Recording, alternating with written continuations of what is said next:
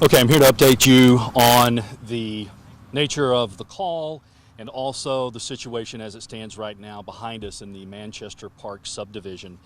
I can share with you that around 4:30, deputies responded to a home inside the Manchester Park subdivision, and that was in response to a domestic-related call. There were initially 3 deputies on scene to handle that call from the very outset, and then at that point, many of the details, again, are still coming in, and a lot of this is still very much active.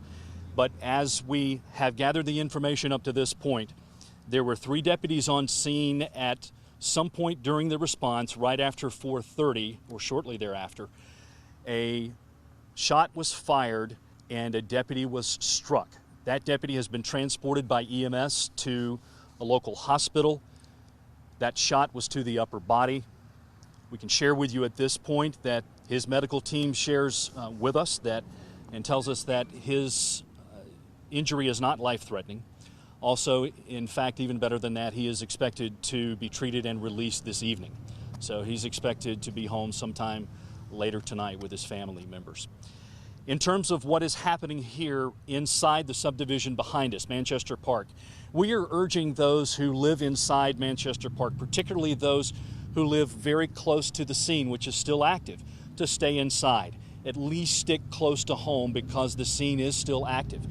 Right now we have deputies who have responded along with other law enforcement agencies, to include the South Carolina Law Enforcement Division. They are there trying to make contact with the individual who was a part of that initial domestic call that started the entire response. So the effort has been ongoing now for quite some time to make contact with him, and that's where things are now. So our message to those who live inside that neighborhood, particularly close to the scene, is to stay very close to home, and really it's best to stay inside and stay tuned in to local sources of information as this situation evolves. At this point, I'd also like to share with you that there were a number of state, county, and local, other municipal law enforcement agencies and other first response agencies that were on scene, because we always have our back. So that sense of cooperation was on display here today. Most of them have returned as they need to get back to their own calls and their own duties in their home jurisdictions. Nonetheless, we certainly appreciate their initial response when all of this started shortly after 4:30. Again, though it is still ongoing, we're still attempting to make contact with the individual. A number of law enforcement officers are on the property where this took place and are, of course, around the property right now. At this time, I'll be happy to take any questions you might have. I've got time for a few. Adam, the last time I remember a response this large to something here in Lexington County was, unfortunately, the Faye Sweatlick incident. Talk about how you guys deal and how you coordinate, and having something like this again, or just a big response like this happen in Lexington County. Well, in terms of a large response, these fortunately don't happen often, but when they do, we know that other agencies are going to come forward.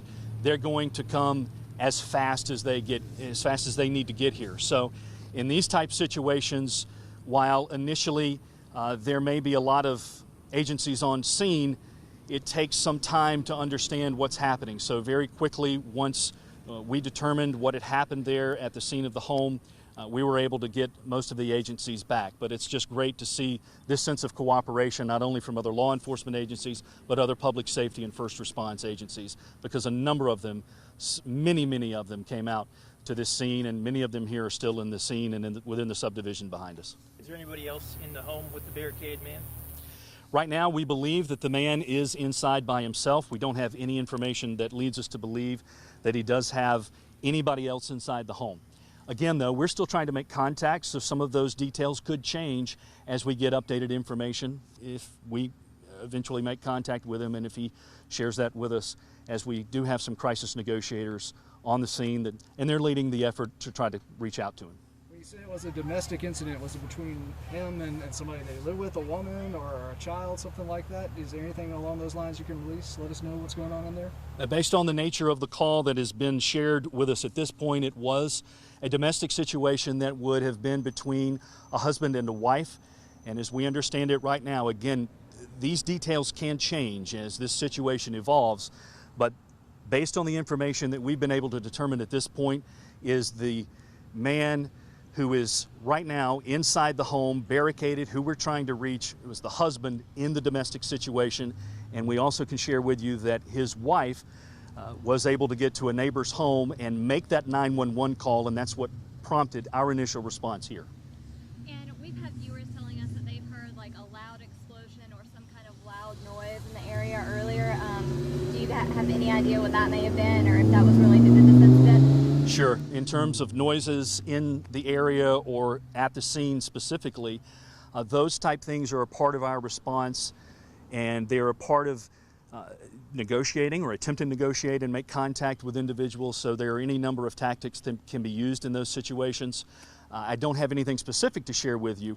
What I can share with those individuals who are concerned about those is that those are typical in these situations, and that's also another reason why we would advise them to stick close to home really and stay inside and stay up to date on this as it goes forward on those official sources of information. And just to be clear, there's only one shot fired? In terms of the number of shots fired and the exact location of that, I don't have those type specifics. One of the things, though, we do want to underscore is that one deputy was struck in the upper body. That one deputy was transported. His medical team tells us he'll be treated and released tonight. Anything else? Okay. Thank you, guys.